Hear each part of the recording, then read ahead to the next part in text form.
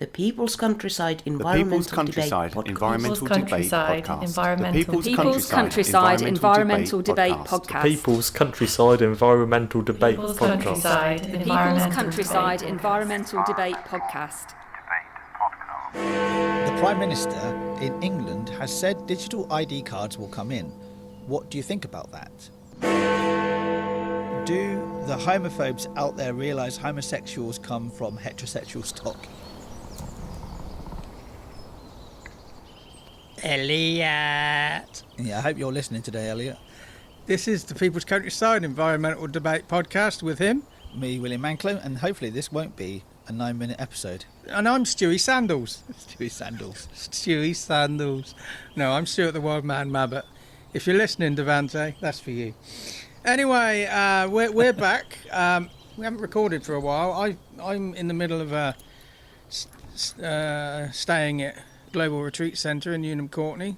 Sue's away in India. By the time you listen to this, we're all back home again. I'm in the middle of living at home. Yeah. So, slightly, my mind is all over the place at the moment, not in my usual habitat. So, anyway, on this podcast, where you, the listeners, send in questions for us to talk about. We don't see the questions before we press record. And we always try and bring them back to the environment, nature, people, the countryside in some way. But you guys drag us away from that. In some way. Yeah. Now, we've got a listener who sent in a question before. I mispronounced her name as Clodder. It's Clodder. She's from Larne in County Antrim, Northern Ireland. Now, I see the Prime Minister. It's an Irish person sending in the thing, the Prime Minister. Is this going to be a historical Republican question or? And it's Northern Ireland as well. Yeah, exactly. Just to be absolutely clear. Yeah. So, I sometimes struggle to see the difference between Ireland and Northern Ireland, but that's my politics. Anyway, do you want to read the question, William? The Prime Minister in England has said digital ID cards will come in. What do you think about that? Some say it won't stop the migrants coming across the channel in the small boat, which is the quoted aim. Others say its design is to squash people who show images of themselves on Twitter with a St George's flag saying they are proud English. Is the idea good for anything or abhorrent to you both? Okay, my thoughts on that. Yeah, the Prime Minister is saying digital ID cards coming in, but I do wonder whether that's a tick box exercise. That's my immediately thought on it. My second thought is I actually have an old-fashioned brick phone. So I'm not going to be able to have a digital ID card. So I wonder how people like me will work. Anyway, that's that one. I don't think it will stop the migrants because it's not a legal process anyway. They're going to go and it's on the black market. Some people say it's designed to squash people who are protesting. Well, there's enough information out there already about us. They know who we are and they know what we're doing. And they're my immediate thoughts. My immediate thought is the idea is that it's going to bring all IDs into one place or information into one location, which obviously can cause a security issue. However, this type of system is already being used in other European countries effectively. Absolutely, yeah. Very effectively. That you can just take one piece of ID and it would enable you to do so many different things. Yeah. That's the idea. Problem is it's digital and people like me aren't going to be able to use it. That then is that's just the implementation of it. So currently it's being discussed. The actual implementation, you would like to think at least would actually enable anybody who does not have, for example, a smartphone, who doesn't have access to the internet, etc., would be able to use this somehow. Yeah. I would say that constituent, I would say, Stuart, you're particularly in the minority. Oh, yeah. Which does not mean you should not be overlooked at all. You need to be recognised. But also, with any system like this, you really have to be looking to the future. And a lot of things are now very much within the digital realm rather than the physical realm. You know, if you think about how people pay with their phones, for example, rather than a card. There are issues with that. There are absolute issues with that because of anything involving technology can have security issues, but also have access issues as well. Yeah. I would say I am for it. I think it will be a useful thing to have. Like I said, many other European countries have it. I know Italy has it. I believe, I think the Netherlands has it. I think Germany has it. There are a lot of other countries that have it, and it is enabling I think it's enabling their lives to be simpler. It says here, is the idea good for anything, or abhorrent to you both? This is a little bit like Brexit for me. I don't have enough information to really. I don't really. It doesn't even flex a hair follicle on my back at the moment. This. I can see both sides of the discussion talking about this. Those that find it abhorrent are seeing it as more interference from the state.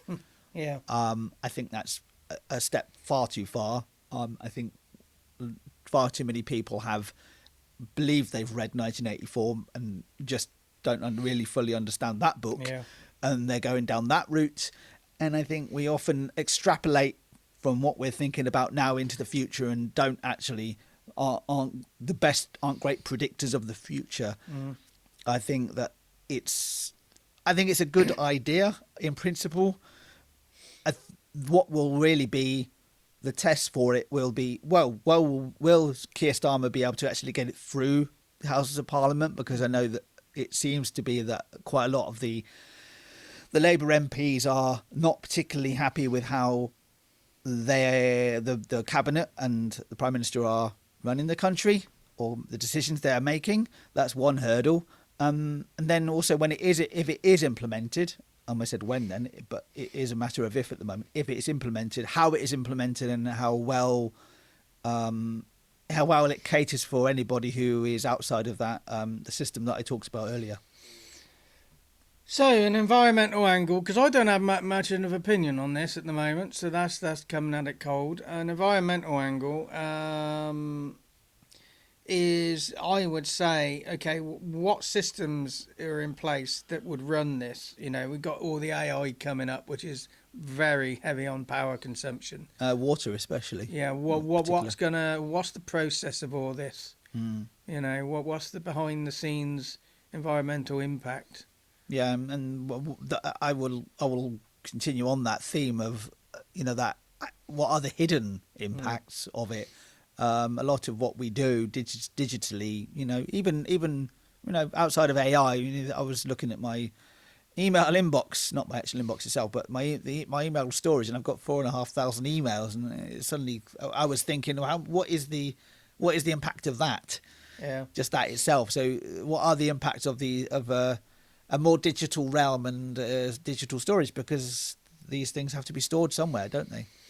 Next question, listener from Port Carlisle in Northern England, Stephen. I think you sent in one before. And I have to say congratulations to both you and Clodagh. You're the final episode we're going to do before Christmas.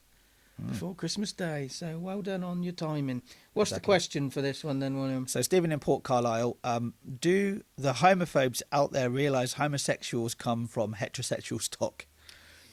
There you go. I think doesn't need much saying on that one, because you've revealed the hypocrisy. As far as I'm aware, homosexuals have only ever been sired by a heterosexual man. Because it's impossible not to be. Right. So it all comes from, it all comes from genetics. Yeah, genetics. It Really? comes from cell on a cellular level. Yeah, which is all part of genetics. Yeah. So I'm happy just to leave that one hanging, because you're right. I find homophobes are very similar to racists. That they either have an agenda. I've heard this talked about with politicians. They either have an agenda, are stupid, or are both. Yeah, all of the above. Exactly. Yeah. I would say that, and I'm sure I've said this countless amount of times on the podcast, that a person's sexuality is only relevant to me when I want to have a relationship with them. outside of that, it makes no difference whatsoever. Well, I'm not even interested in being told what their sexuality is. Because the sexuality is not important. Yeah. If you're going to work with somebody, or if you're going to be friends with somebody, or whatever, there's somebody serving you at the coffee shop, or there's your postman postman who delivers your post. Does it matter if they're gay? Does it matter if they're whatever their sexuality is? All you really fucking care about is them delivering your post. So, an environmental angle, no matter what the argument on environmentalism or sustainability, scratch a bit, see where the hypocrisy lies. See where the hypocrisy lies? My action would be, remember that an activist is still a person. You know, it's very easy to see an activist as being the caricature that's in your head. All activists are this. Until they're not, and then they're suddenly something else, and you switch your ire to something else. Oh, they're all the unfilthy, unwashed, unemployed. Well, these aren't. They've got jobs. Yeah, but they're the liberal elite, aren't they? Sort of thing. So you can easily switch it. But just remember that an activist is a person, an individual, and activism comes in many different guises and different forms. And many people I see as activists, many people I see who slag off activists are running around the Oxford Ring Road hanging up flags. Yeah, and that's activism. They're mostly from Liverpool.